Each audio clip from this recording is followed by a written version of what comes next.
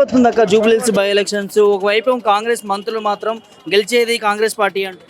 Congress party గెలవదు కాబట్టే గెలుస్తుంది అంటుడు. మన రేవంత్ రెడ్డి సభ పెట్టి ఏమని చెప్తుండు, ఒక భుజం నాకు ఈరు ఒక కుడి భుజం ఇయ్యి అంటురు. ఆల్రెడీ ప్రజలు 2 భుజాలు ఇచ్చిరు. 2 భుజాలు ఇచ్చినా పరిపాలన ఏం చేయలేదు. 2000 పింఛను 2500 అన్నాడు, వికలాంగులకు 6000 అన్నాడు. కొంటే కొంగుల కత్తలేదు, తింటే కడుపు నిండుతలేదు అని చెప్పిండు. అట్లాంటిది ప్రతి ఒక్క వస్తువు ఇప్పుడు రేటు పెంచి రేవంత్ రెడ్డి రైతులు ఒక్కొక్కరు అల్లాడిపోతురు. అక్కడ మార్కెట్లు వడ్లు కొంటలేరు, ఏం కొంటలేరు. రేవంత్ రెడ్డి పరిపాలన మంచిగా లేదు. కాంగ్రెస్ ప్రభుత్వం ఉన్నప్పుడు ఒకప్పుడు పంటలు కావచ్చు, ఏవి కావచ్చు, మొత్తం అన్ని బీడు పడ్డాయి, వలసకు పోయారు. మన కేసీఆర్ సార్ వచ్చినాక నీళ్లు తెచ్చి నిధులు తెచ్చి పేద ప్రజల కోసం ఒక్క హామీ ఇవ్వకుండా అన్ని హామీ నెరవేర్చింది మన కేసీఆర్ సార్. అట్లాంటిది ఈరోజు తెలంగాణ వచ్చిన తర్వాతనే, మన కేసీఆర్ సార్ వచ్చిన తర్వాతనే తెలంగాణ బాగుపడ్డది. ఇప్పుడు ఎవరైనా పెళ్లి వేద్దాం, ఒక గుంట భూమి అమ్ముదామన్నా భూమి అమ్ముడు పోతలేదు. ఇప్పుడు ఏదైనా పిల్లల్ని చదివించుకుందాం అనుకున్నా కానీ మనకు రైతు బంధు సరిగ్గా పడతలేదు. కాబట్టి ఖచ్చితంగా మన టీఆర్ఎస్ఏ గెలుతుంది. మన కేసీఆర్ సార్ కూడా మళ్ళా మనకు 3సారి ముఖ్యమంత్రి సునీత అక్కనే మనకు ఎమ్మెల్యే గెలుస్తుంది. కాబట్టి ఈ కాంగ్రెస్ పాలన అది లంగ పాలన, వేస్ట్ పాలన. రేవంత్ రెడ్డి దాంట్లో ఎట్లుందంటే నాకు పదవి నాకు పదవి అంటారు, అవుట్ రైట్లు ఉన్నారు. వీళ్ళందరూ నాకు పదవి అంటారు, వాళ్ళందరూ నాకు పదవి అంటారు. ఆ పదవి ఇంకోలకు ఎవరికి ఇవ్వాలి వాళ్ళకి అర్థమైతే లేదు. ఓట్లు ఎట్లా వేస్తారు వాళ్ళ కాంగ్రెస్ వాళ్ళకు? మా సునీతకు ఓట్లు వేస్తారు, ఫుల్ మెజార్టీ తోటి మా సునీతను గెలిపించుకుంటారు.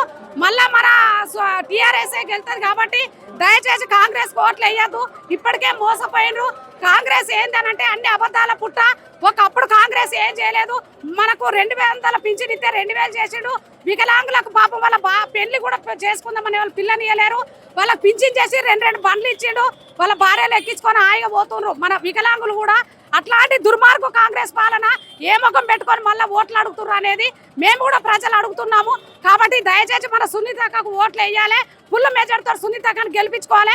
ప్రతి ఒక్కరి జూబ్లీ ఎలక్షన్ లో ప్రతి ఒక్కరిని కోరుకుంటున్నాం. ముస్తాబాద్ మండల్ ముఖ్యమంత్రి ప్రచారంలో కేటీఆర్ ని చెత్త మున్సిపల్ మంత్రి అని చెప్పి మాట్లాడింది.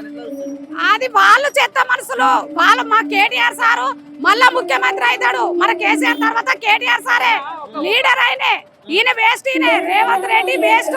ఎందుకంటే ఆయన ఆటోమేటిక్ వచ్చిండు. అది ఎట్లా వచ్చిండు అని అంటే అడి మేర దెబ్బ గుడ్డి దెబ్బ అన్నట్టు వచ్చిండు. ఆయన గెలుతాను రాలేడు. ఇప్పుడు ఒకరికి పదవి ఇచ్చారు, ఇంకోళ్ళు కావాలంటారు. మరి విజయశాంతి ఉంది, ఎందుకు అత్తలేదు ఆమె? ఎందుకు పక్కకు పెట్టిరు? మరి సీనియర్ మహిళలు ఉన్నారు కదా, ఎందుకు పక్కకు పెట్టిరు? అదే మరి మహిళలు ఎందుకు తిరుగుతలేరు? కాంగ్రెస్ లో సీనియర్ మహిళలు ఎందుకు తిరుగుతలేరు? అన్ని దొంగ పాలన పార్టీల వాళ్ళు ఏమున్నా గానీ పదవులు ఎవరికి వస్తాయి ఎవరికి పోతాయి. ఇది అవుటా రైటా అన్న పాలన ఉంది తప్ప ప్రజలకు వాళ్ళు ఏం హెల్ప్ చేయాలి. దయచేసి ఎవరన్నా ఉంటే మన టీఆర్ఎస్ కే ఓటేయాలి, మన సునీతక్కని గెలిపించుకోవాలి తప్ప వీళ్ళని మాత్రం దగ్గర తీస్తే మళ్ళీ ఇప్పుడు హైడ్రా అని పెడతాడు, అన్ని గూల కొట్టిండు. మళ్ళీ ఇప్పుడు కూడా అదే చేస్తాడు. పేద ప్రజలతోటే ఎంబడబడతాడు తప్ప వానితో ఏమీ పని కాదు. దయచేసి మన సునీతక్క కోటేసి జూబ్లీలో గెలిపించుకోవాలి. మన కేసీఆర్ సారు కూడా మళ్ళా మనకు ఎన్నో మంచి పనులు చేస్తారు. కాబట్టి ప్రతి ఒక్కరిని కోరుకుంటున్నా. అందరైతే బీఆర్ఎస్ కి ఇస్తామంటున్నారు. మామూలుగా అయితే వీళ్ళు కాంగ్రెస్ కి అయితే మేము ఎవరు ఓటు వేయమన్నారు. 2 లక్షల ఉద్యోగాలు ఇప్పిస్తా అన్నాడు, అది ఇవ్వలేడు. ఇంకా పిల్లలకు మనిషికి స్కూటీ ఇస్తా అన్నాడు, అవి ఇవ్వలేదు. మళ్ళీ కళ్యాణ లక్ష్మి తులం బంగారం అన్నాడు, అవి ఇవ్వలేరు. ఎవరు మాత్రం ఒక్క పథకం కూడా అమలు కాలేదు. ఎవరు పథకం మాత్రం వాళ్ళు పొందిన వాళ్ళు అయితే ఎవరు లేరు ఇప్పటి వరకు. వాళ్ళ ఇళ్ళకి వీళ్ళు కాంగ్రెస్ వాళ్ళు తిరుగుతా కూడా మా పథకాలు ఏవి, మా పెన్షన్స్ ఏవి, మాకు వచ్చేటి ఏవి, ఎప్పుడు ఇస్తాడు, గెలిచే వరకు ఒక మాట ఉంది, గెలిచిన తర్వాత ఒక మాట ఉందని ప్రజలు మాత్రం వాళ్ళని దుమ్మత్తి పోస్తున్నారు. మేము వెళ్తే మాత్రం పాజిటివ్గానే రెస్పాన్స్ ఉంది. అందరు మాత్రం బీఆర్ఎస్కే ఓటేస్తాము, అక్కనే గెలిపిస్తామని మాత్రం అందరు చెప్తున్నారు. వార్ వన్ సైడ్ బీఆర్ఎస్ సైడే ఉంటుంది. మామూలుగా అయితే కాంగ్రెస్ కి అయితే ఓట్లు పడాయని మేము అనుకుంటాం. భారీ మెజారిటీలోని సింతక్క మాత్రం గెలుస్తుంది. వాళ్ళు భయపట్టి బెదిరించి వేయించుకుంటాం అనుకుంటున్నారేమో కానీ ఎవరు మాత్రం వేసే పరిస్థితుల్లో మాత్రం లేరు. అట్లా వాళ్ళు చెప్పడం మాత్రం ఎవరైనా కూడా ఎవరికి మాత్రం వాళ్ళు లేకపోతే గాంభీర్యం అన్నట్టు వాళ్ళది వాళ్ళు చెప్పుకోవాలి కాబట్టి చెప్తున్నారు. కాబట్టి వాళ్ళు గెలిచే పరిస్థితుల్లో మాత్రం లేరు. అది మాత్రం నిజం. లేదు ఇక్కడ లేదు. బీజేపీ అంటే ఇంకా 0 ఉంది. కాంగ్రెస్ రాదు. ఎక్కువ మెజారిటీ అయితే సింతక్కకే ఉంది. అభివృద్ధి చేస్తాం ఇక్కడ అంటారు. ఇప్పుడు అభివృద్ధి చూసారు కాబట్టి ఇంకోసారి నమ్మే పరిస్థితులు అయితే జనాలు లేరు. ఇప్పటి వరకు అయితే ఏం అభివృద్ధి జరగలేదు కదా. కాంగ్రెస్ 2 సంవత్సరాలు 3 సంవత్సరాలు వస్తుంది కాబట్టి ఇప్పటి వరకు అయితే ఎక్కడ అభివృద్ధి అనేది తెలియదు.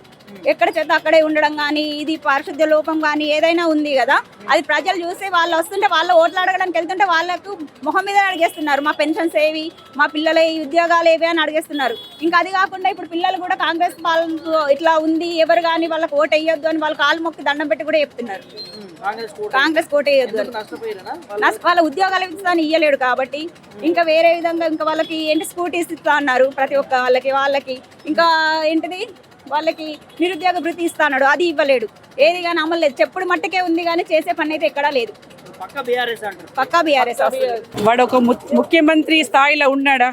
రేవంత్ రెడ్డి అనేటోడు ముఖ్యమంత్రి స్థాయిలో ఉండి ఐటీ మంత్రి, చెత్త మంత్రి అది అనొచ్చా? ఒక ముఖ్యమంత్రి స్థాయిలో ఉండి ఒక వార్డ్ మెంబర్ 10 మాట్లాడతలేడు. ఏమన్నాడు? 6 గ్యారంటీలు, 24 కరెంటు అన్నాడు, రైతు బంధు అన్నాడు, ఇంకా వికలాంగులకు 2000 పింఛన్ అంటే 4000 చేస్తా అన్నాడు, వీడియోలకు 5000 చేస్తా అన్నాడు. ఏం మాట్లాడి ఒక ముఖ్యమంత్రి మాట్లాడిన మాటలు కాదు. బస్సు ఫ్రీ అన్నాడు. ఎవరు పెట్టమన్నాడు బస్సు? మేము మహిళలు పోయి అడిగినామా? నువ్వు బస్సు ఫ్రీ పెట్టమని అడిగినామా?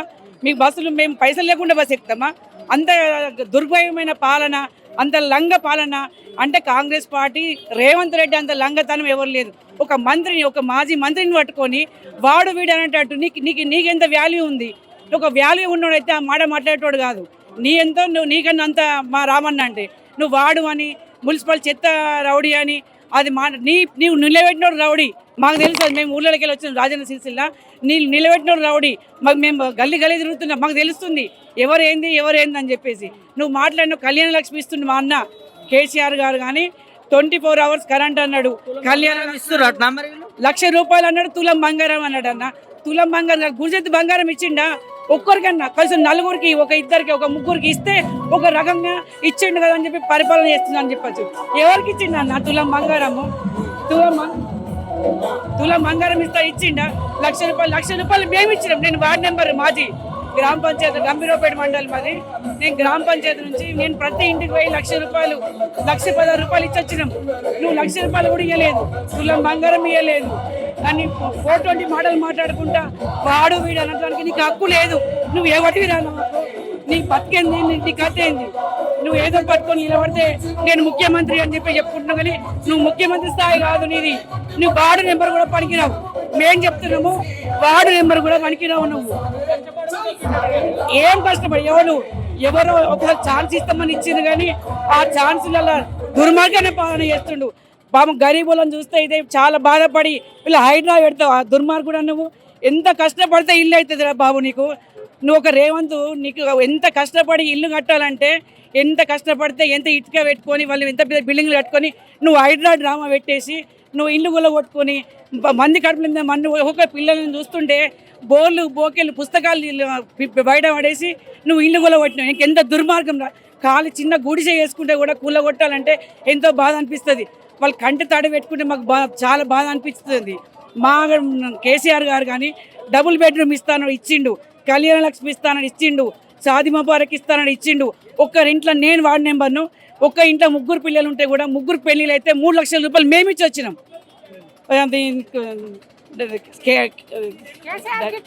కేసీఆర్ కిట్టు మేము పంచినాము. తర్వాత ఇవి గతంలో అన్ని హామీలు ఇచ్చిండు. ఒక్క హామీకి కూడా అర్హుడు కాదు రేవంత్ రెడ్డి. మేము చెప్తున్నాం, చిట్కలే చెప్తున్నాం, రాజన్న సిరిసిల్ల నుంచి వచ్చినాము. నువ్వు వాడు వీడని మాట్లాడితే మాకు కూడా వస్తాయి మాటలు. నీకు నీ ముఖ్యమంత్రి అని నీ వంతుకు వదిలేస్తున్నాం, కానీ నువ్వు మాట్లాడే మాటలు పద్ధతి కాదు. మా కేసీఆర్ కానీ కేటీఆర్ అన్నను కానీ మా టీఆర్ఎస్ పార్టీలను కానీ ఎవరినైనా నువ్వు వాడు వీడని పదవి మాట్లాడితే మాకు కూడా మాటలు ఉన్నాయి. మేము కూడా కొట్టవలసిన అవసరం మాకు కూడా వస్తుంది. మాకు కూడా ఆ రోజులు వస్తాయి అన్న. నీకు మర్యాద ఇచ్చి మాట్లాడుతున్నాం. నువ్వు వాడు వీడని మా రామన్నని కానీ మా బాబుని కానీ మాట్లాడినావు అనుకో బాగుండదు. ఖబర్దార్, మేము రాజన్న సిరిసిల్ల జిల్లా నువ్వు ఏం చేస్తావో చేసుకో.